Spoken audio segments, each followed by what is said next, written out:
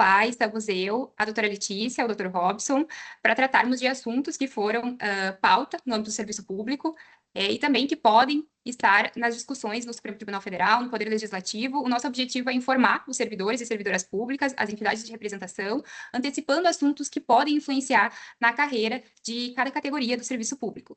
Primeiro, a gente vai começar com o que, no último semestre, foi discussão no âmbito do Supremo Tribunal Federal. Letícia, tu que acompanha, inclusive presencialmente, muitas das discussões, dos julgamentos, quais os assuntos tu pode nos destacar que foram importantes no âmbito do serviço público? Obrigada, Miriam.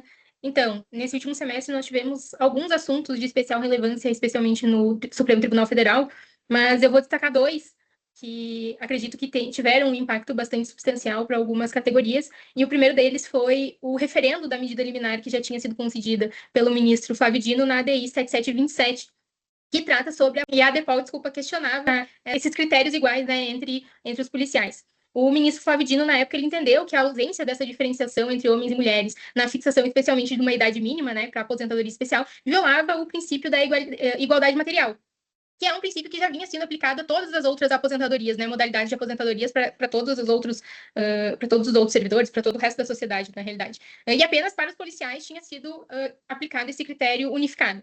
Então, o ministro Flávio Dino já tinha concedido uma liminar determinando que até que o Congresso Nacional editasse uma regra que alterasse esse critério unificado, devia se aplicar uma redução de 3 anos para os prazos exigidos para as mulheres policiais. E agora, em fevereiro, essa medida liminar ela voltou para ser referendada pelo plenário do Supremo Tribunal Federal e foi referendada por unanimidade, né? Então, garantiu-se de forma provisória que as servidoras policiais possam se aposentar com 3 anos a menos de idade e tempo de contribuição e tempo de exercício no cargo policial em relação aos policiais homens. É importante destacar que é uma medida liminar, que o mérito dessa ação ainda vai ser apreciado pelo Supremo Tribunal Federal. O mérito, então, ele pode ser modificado, mas é uma importante decisão que traz, pelo menos nesse momento inicial, uma possibilidade de aposentadoria um pouco mais favorável, que já era observada para as demais formas de aposentadoria, né? Sim, antes de tu ir para outro assunto, acho interessante, assim, quando a gente vê a íntegra do voto, a gente percebe algo que, às vezes, não se discute tanto, em que Flávio Dino fala assim, o ministro Flávio Dino fala o seguinte, para a gente perceber como as leis, né, em lato sensu, elas são um reflexo da sociedade e elas têm que servir para a transformação de algumas desigualdades, né? Ele trata sobre o quanto o Supremo tem destacado suas decisões, a proteção da mulher no mercado de trabalho. Né, ele destaca ali que essa diferenciação histórica, né, que tu mencionou, Letícia, nas outras mudanças que tiveram no âmbito previdenciário, sempre observaram que existe historicamente uma exclusão social das mulheres dentro do mercado de trabalho, que existe também o duplo trabalho que a gente fala, né, muito arraigado aquilo que a sociedade traz sobre o cuidado, né, a mulher ter que cuidar do lar, ter que cuidar dos filhos, então existe ainda essa diferenciação, não tivemos um avanço, mas a gente não pode dizer que já se passou por isso, para que não existisse mais essa diferenciação na aposentadoria, né, que tem esse impacto. Então, acho que é bem relevante. E como tu mencionou também, o Congresso ainda vai editar e pode mudar, né? Por enquanto são os 3 anos, mas pode ser que venha a ser outra diferença de idade entre homem e mulher. Você falou que vai mencionar mais um tema, seria qual o assunto? O segundo tema é a DI 7709, que foi uma ação direta de inconstitucionalidade que questionou a implementação da exigência de nível superior para técnicos no Poder Judiciário. Foi uma ação direta de inconstitucionalidade questionando alguns dispositivos da Lei 14.456, especialmente que alterou diversos pontos da carreira do Poder Judiciário, mas especialmente implementou a exigência de nível superior para os técnicos judiciários, né? Então, houve uma ação proposta pela Procuradoria-Geral da República que questionava a constitucionalidade dessa exigência, questionava também a forma que isso foi implementado, mas em fevereiro, agora de 2025 também, o STF, por maioria de votos, 8-3, ele considerou a exigência constitucional, inclusive considerou que não havia nenhuma alteração remuneratória, que não havia nenhuma alteração nas atribuições dos cargos e que o processo legislativo também tinha sido realizado conforme todos os requisitos formais, né, exigidos pela Constituição. Então, foi uma conquista também importante, que já era uma luta histórica dos técnicos e dos sindicatos representantes dessa categoria, e uma conquista muito importante, um reconhecimento muito importante do STF. Essa mesma matéria ela já tinha sido questionada numa ADI anterior, né, proposta por uma associação em que o STF considerou que a associação era legítima. E agora, com essa ADI 7709, então foi analisado, de fato, o mérito da questão e o STF entendeu pela legalidade da exigência do nível superior. E só, antes da gente ir para o Legislativo, tu pode nos explicar, assim, o que é o principal ali da discussão, por que isso acabou no Supremo, o que acabava na petição inicial, o que era o foco? Por que se dizia que era inconstitucional? Porque a gente pode pensar assim, pode um nível médio passar a ser nível superior, né? Isso é interessante para a gente pensar as mudanças dos cargos. Mas o foco, na verdade, era mais o processo legislativo, né? Da discussão lá. Exatamente. O foco, na realidade, não era nem o mérito, o nível superior, né? Foi realmente o processo legislativo, tanto na primeira ADI quanto nessa segunda da Procuradoria-Geral da República, questionou-se a iniciativa da medida, né? Porque ela foi implementada através de uma outra, por uma emenda legislativa, e questionava-se se o Poder Legislativo tinha essa autonomia realmente para emendar num projeto de lei que tratava sobre uma matéria ainda que correlata, que não tratava especificamente sobre esse tema, né? Que tratava ali sobre a criação de funções comissionadas, né? Uma outra matéria. E o STF entendeu que sim, apesar de se exigir a iniciativa do Supremo Tribunal Federal para tratar sobre essa questão, né? Nesse caso, não podia se tirar a competência também do Legislativo para atuar realmente como legislativo, né? Que é para influenciar na criação e nas ideias legislativas. Então, foi justamente nesse sentido que o STF entendeu a legalidade da medida. Até teve essa decisão faz pouco, né, no âmbito do Ministério Público da União, que acabou tendo essa mesma diferença aí de mudar para ser o nível técnico, ser o nível superior, né, a exigência também, e também se entendeu que era constitucional, né, era no mesmo sentido, assim, era uma emenda parlamentar. Era na mesma lei, inclusive, que foram implementadas essas duas mudanças, tanto para o Ministério Público quanto para o Poder Judiciário. E tu vê que a gente consegue perceber aí, algo agora já para o Legislativo, o quanto as entidades elas podem também atuar no âmbito do Poder Legislativo a partir de um projeto de lei que não contempla tudo aquilo que elas querem, mas que daqui a pouco pode ser feita uma emenda lá naquilo e pode mudar, né, a estrutura de algum cargo. E então, agora já indo para o Poder Legislativo, eu vou questionar ao Robson, eu já te questiono quais assuntos que tu pode destacar para nós, Robson. Miriam, o que tem pautado o lado dos servidores, principalmente nativos, é a batalha de sempre em relação às reformas, não só a última, né, reformas da Previdência. Por exemplo, participamos dessa audiência pública que discutia a PEC 6. A PEC 6, ela visa progressivamente acabar com a contribuição que é cobrada sobre os proventos de nativos, né? São várias, praticamente assim, a cada 2 semanas tem uma audiência pública sobre isso. Essas audiências públicas, elas são importantes porque eles têm servido de pressão para fazer uma coisa que é chamada pensamento da PEC 6 com a PEC 555. A PEC 555, ela visava acabar com a contribuição previdenciária de uma forma mais imediata. A PEC 6, ela cria um mecanismo de redução progressiva até o zero, né, em relação às contribuições. Só que a 555 ela tem um caminho legislativo maior e está chegando próximo esse ano a data de arquivamento definitivo dela se ela não tiver andamento. Então queriam aproveitar esse encaminhamento, né, essa história que já tem em relação à PEC 555, porque tem, né, já passou por debates em comissões e tal, para que, englobando o conteúdo da PEC 6, justamente porque também os servidores chegaram ao consenso de que vai ser um pouco difícil, né, você extinguir de uma vez esse tipo porque vai perder uma receita não tão considerável, mas é receita para o governo. E aí, pelo menos nessa discussão, aproveitar essa ideia dessa progressividade até a extinção da questão, né? Junto com essas duas, compondo esse macro cenário previdenciário, também está em jogo aí a PEC 66, né? A PEC 66 era uma PEC que trataria em si, da regularização dos débitos previdenciários de municípios, né, principalmente. Enfim, esses déficits de cobrança, de contribuição.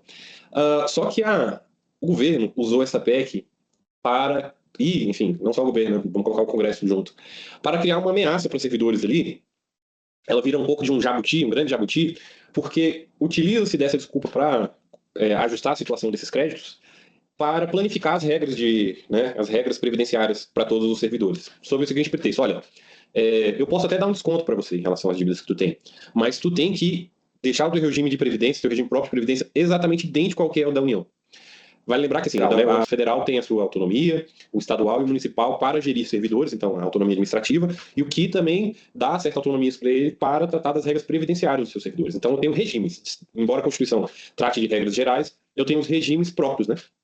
E locais. E tem muita coisa, tem muitos benefícios que a União veio extinguindo, né, desde a reforma de 98, da emenda 20, que alguns estados ainda mantêm. Então, né, para criar essa pressão para planificação e para aplicação integral da emenda 103, essa PEC está aí, enfim, tirando o sono dos servidores em relação a isso. Mas não só, te interrompendo só para a gente voltar ali na questão da reforma da Previdência, né? Junto a esse caminho aí legislativo, esse movimento, existem também discussões no STF, né? Eu não sei se tem uma previsão para voltar essa discussão, o impacto disso também nas discussões no STF, dessa reforma da Previdência, porque aí acaba pegando também os estados e os municípios, né? Essa discussão no STF. Pois é, importantíssimo que você me lembrou. E justamente nessas audiências, as pessoas têm trazido uma coisa que está sendo feita um pouco debaixo dos panos, né? Veja, também pela emenda 103, os estados e municípios alteraram, porque existem regras que deveriam ser aplicadas, né, em certo prazo, alteraram seus regimes de previdência, por exemplo, em relação às alíquotas.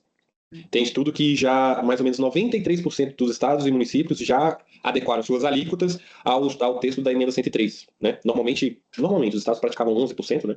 E aí a maioria já subiu para 14% naquela progressão. E aí, o que o Supremo discute, evidentemente, é a reforma para os federais. Só que se cai a dos federais, cai a base de sustentação dessas alterações que os governadores e prefeitos fizeram, dos estados e municípios. Então, o Gilmar Mendes pediu vista dessas ADIs, e a partir daí começou uma caravana de governadores e prefeitos ao Supremo Tribunal Federal, né, apesar dos tantos votos que já temos favoráveis à causa dos servidores, para segurar a coisa.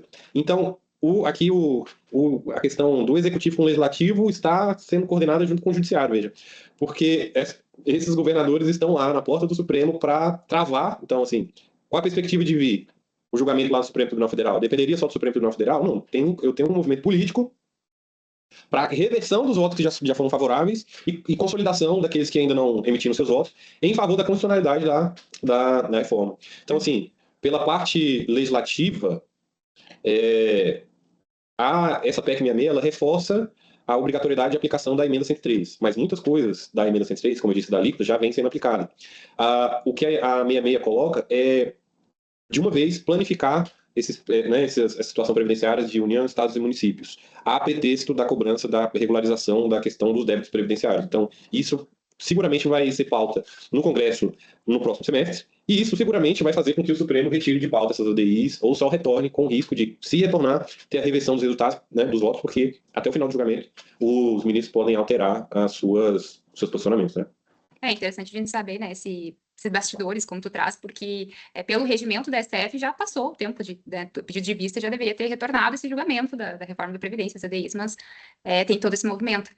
Agora, eu quero já passar para... O Robson antecipou alguns assuntos já no Poder Legislativo que podem ser pautas, né? Mas a gente tem vários assuntos que também no STF já estão pautados, então eu vou para uma segunda parte, que é o que vem por aí, o que a gente pode já antecipar, né? Os servidores e servidoras públicas sobre... no âmbito do serviço público. Eu vou destacar, assim, para a gente não passar, o Poder Executivo. O Poder Executivo, já existe um posicionamento do governo federal de que vai ter a segunda edição do concurso nacional, né, o CNU, Concurso Nacional Unificado. Existe não está certo, mas uma previsão de que sairia o edital em julho, para provas em outubro, e segunda fase ali no final do ano.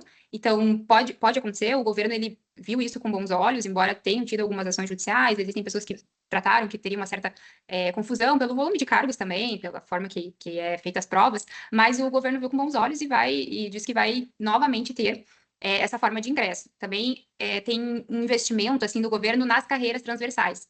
Já existem 2 cargos que ele mencionou que vão ter nesse sentido. O que são as carreiras transversais? É aquelas que não são ligadas exatamente a um órgão, elas trabalham em diferentes órgãos, e isso vai ao encontro do que o governo tem manifestado da modernização do serviço público, atender aí as novas demandas do serviço público. Então, são 2 temas que a gente pode destacar que podem acontecer.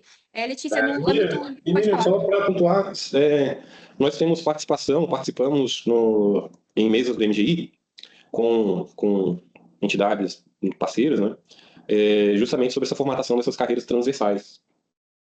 Uma delas que se modificou a partir de então são os então peritos federais agrários, que passa a se chamar peritos federais territoriais, salvo engano. Tivemos direta e indiretamente participação nesse tipo de formatação, nessa discussão desta iniciativa pioneira, que, na verdade, visa, aos olhos de alguns, pode ter alguma questão sobre violação ao princípio do concurso público, coisa do tipo. Mas, analisando todo o cenário, olhamos, sentamos, discutimos quais seriam as formas de atuação, o que aconteceria. De fato, como você colocou, é uma novidade em que vão ser respeitados as atribuições de origem, mas vão ser atualizadas essas atribuições a partir da formação acadêmica das pessoas, para as quais elas, né, por exemplo, vamos pegar aí os peritos federais agrários. Óbvio, são colocados no contexto da reforma agrária. No entanto, eles já exerciam atribuições de avaliação predial, avaliação outro tipo de avaliação territorial que não dentro da área rural, justamente no contexto da reforma agrária. E essas atribuições elas vão ser executadas em favor de outros órgãos e conjuntamente com outras carreiras que também tinham esse tipo de atribuição como perito para o âmbito federal. Por exemplo, o pessoal da SPU, né, que é a Secretaria de Patrimônio da União, e outros cargos que têm esse tipo de atribuição que já é transversal. Então, eu tenho, ao invés de colocar cargos, né, isolados em obsolescência, já que até depende dos orçamentos dos órgãos, da importância de certos órgãos, eu uno uma grande carreira, dou identidade própria para uma grande carreira, para não virar aquelas carreiras antigas, PCC, PGP, carreirão. Eles não são carreirão, são carreira específica. Mas são tão específicas, as atribuições são tão importantes que eles ficam vinculados administrativamente, né, organicamente, quero dizer, ao MGI, mas eles são distribuídos entre vários órgãos a partir das suas demandas próprias para exercer essas suas atribuições. Então é uma questão que a gente participou, acho que é importante você ter pontuado aí, que é uma novidade que foi do semestre passado, mas vão ter várias outras atualizações decorrentes justamente dessas discussões que tivemos no âmbito das mesas de negociação do MGI em 2024. Até porque, falando, né, a reforma agrária, esses que são especializados em tese, a reforma agrária já era para ter acelerado muito, né, então daqui um pouco, o objetivo é, sim, vamos finalizar a reforma agrária, mas aí esses cargos, eles atuam em outras atribuições também, né, então por isso vai muito ao encontro do que o governo tem falado, a modernização. A gente tem muito assunto, né, para tratar sobre o âmbito do serviço público, mas então eu já vou questionar, Letícia, o que tu pode nos destacar que a pauta no STF? Então, Miriam, para além daquilo que você e o Robson já trouxeram, que são as ADIs da reforma da Previdência, né, que estão sempre ali tentando reaparecer no Supremo Tribunal Federal, mas por enquanto engavetadas por uma série de motivos, inclusive pressão dos governadores e prefeitos, nós temos aí num futuro muito próximo, agora já para o mês de junho, pelo menos 2 casos de especial relevância para os servidores públicos, né? Nós temos uma série de ADIs que tratam sobre questionamentos à lei de abuso de autoridade, são 5 ADIs que tratam sobre as alterações nessa legislação, e o STF iniciou o julgamento conjunto dessas ADIs agora no início do ano e vai retomar, tem previsão de retomar agora para o dia 26. Essas ADIs, sobretudo, foram ajuizadas por entidades como a AMB, a Associação dos Magistrados, né, a ANPR e também a ANPT, argumentando que essa alteração na lei de abuso de autoridade ela poderia criminalizar a atuação funcional de alguns servidores públicos e também ferir a autonomia de juízes, promotores e procuradores, porque ela trata como crime de abuso de autoridade, né, algumas dessas atuações do dia a dia da magistratura e do Ministério Público. Então, há previsão para que essas 5 ADIs voltem à pauta agora para a sessão do dia 26 de junho e também nós estaremos acompanhando. Também na sessão do dia 26 de junho, só retomando essas ADIs, o julgamento foi iniciado no início do ano, mas tivemos apenas a sustentação oral e o julgamento foi suspenso para agora ser retomado com os votos. Por enquanto, não tivemos nenhum voto. Nenhum voto ainda, a gente não sabe qual a posição nem do relator, nesse caso ainda. Exatamente, por enquanto não temos nenhum voto nessas ADIs. Sim. Já na ADPF 338, que é o outro julgamento aí em pauta também para o dia 26 de junho, que trata do aumento de pena para crimes contra a honra de servidores públicos, nesse sim a gente já teve alguns posicionamentos já na sessão de maio. Ela esteve pautada agora no último mês, o julgamento foi iniciado pelo voto do relator, do ministro Luiz Roberto Barroso, e essa ADPF, ela está analisando a constitucionalidade do artigo 141 do Código Penal, que prevê o aumento de 1/3 da pena de crimes contra a honra, que são aqueles crimes de injúria, calúnia e difamação, quando eles são cometidos contra funcionários públicos, quando eles estão no exercício da função, né? E então, no âmbito dessa ADPF, o ministro Luiz Roberto Barroso iniciou a votação, que é o relator, e votou pela inconstitucionalidade parcial do dispositivo. E ele propôs que o agravamento da pena, né, de 1/3, ele seja aplicado exclusivamente quando houver o crime de calúnia. Esse entendimento do ministro Barroso ele foi acompanhado pelo ministro André Mendonça. Por outro lado, logo após o voto do Barroso, o ministro Flávio Dino inaugurou a divergência, defendendo a constitucionalidade para todos os crimes, não apenas para o crime de calúnia. E essa posição ela já foi seguida pelos ministros Zanin, Alexandre de Moraes e pelo ministro Gilmar Mendes. Então, por enquanto, nós temos um placar de 4-2, tem sido uma discussão bastante acalorada também lá no Supremo Tribunal Federal, que é justamente para saber sobre a constitucionalidade desse aumento de pena para os crimes contra a honra de servidores públicos. Provavelmente vamos acompanhar também, né, Letícia? Daí tu nos traz notícias no nosso Sim, com certeza.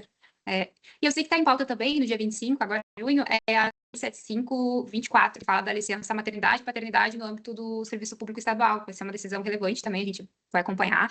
Tem discussões aí de que existem prazos diferentes para servidores civis, militares, adotante, biológico. Tem, então, já um voto do Nunes Marques no sentido de reconhecer a inconstitucionalidade dessas previsão diferente para cada cargo. E então, é um tema também relevante, a gente vai acompanhar. Também, sem a gente, nessa oportunidade, a gente não vai conseguir passar sobre os conselhos superiores, mas o Conselho Nacional do Ministério Público tem um assunto que também é bem importante para as categorias, que tem um movimento que é a aprovação da resolução que trata das comissões de saúde mental. Tem um movimento grande para que tenha essa aprovação. Ano passado já foi aprovada a resolução que trata sobre esse assunto, e agora tem essa questão das comissões. Existia uma preocupação dos membros do Conselho de que iam interferir nas corregedorias. No voto do relator já foi observado que essas comissões não vão interferir. Então, isso pode voltar. Na verdade, quem pediu vista, o conselheiro que pediu vista, afirmou que vai trazer já esse assunto nas próximas sessões do CNMP. Então, a gente também vai acompanhar. E para finalizar, não sei, Robson, tu tem algum assunto do Poder Legislativo, além dos que tu falou que pode ser pauta agora? Aqueles sobre previdência, na verdade, já são pauta. Os que serão pauta, são e serão também. Um é a questão do imposto de renda, né? A gratuidade lá, do imposto de renda para 5 mil, acima de 5 mil. O Poder Executivo apresentou. Isso aí, dentro daquele mesmo movimento que eu estava falando, de vinda de governadores e prefeitos ao Supremo, governadores e prefeitos aproveitaram também, né? Principalmente prefeitos, essa marcha dos prefeitos que teve recentemente, para vir aqui, tanto à presidência quanto ao Congresso, para discutir os impactos disso nos estados e municípios. Porque eles têm uma questão direta que o imposto de renda da folha dos seus servidores reveste integralmente para os estados e municípios, é receita própria. E convenhamos, os salários em estados e municípios são bem baixos nas carreiras, assim, né? A gente tem esse problema de achar que todo mundo ganha teto, pelo contrário, muito poucos. Então, muitos servidores, principalmente municípios, estão ali, no 5. E aí, retirando isso, né, os 5, você acaba com a receita, né, significativamente de estados e municípios. Então, isso aí vai ser uma coisa que vai andar, mas talvez de uma outra forma, que é difícil você retirar servidores só pela condição de servidor de um imposto que é fundado pela renda, que todo mundo recebe. Então, a gente precisa acompanhar para ver qual vai ser o malabarismo aí em relação a isso. Pode ser que isso dificulte ainda mais esse ganho para todo mundo.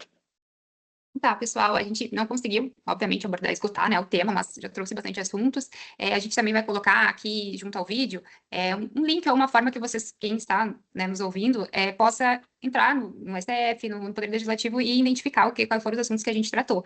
Eu vou agradecer a parceria da doutora Letícia, do Dr. Robson, que vão continuar acompanhando esses assuntos de perto, lá em Brasília, e nós vamos voltar a falar sobre esses assuntos no nosso próximo vídeo.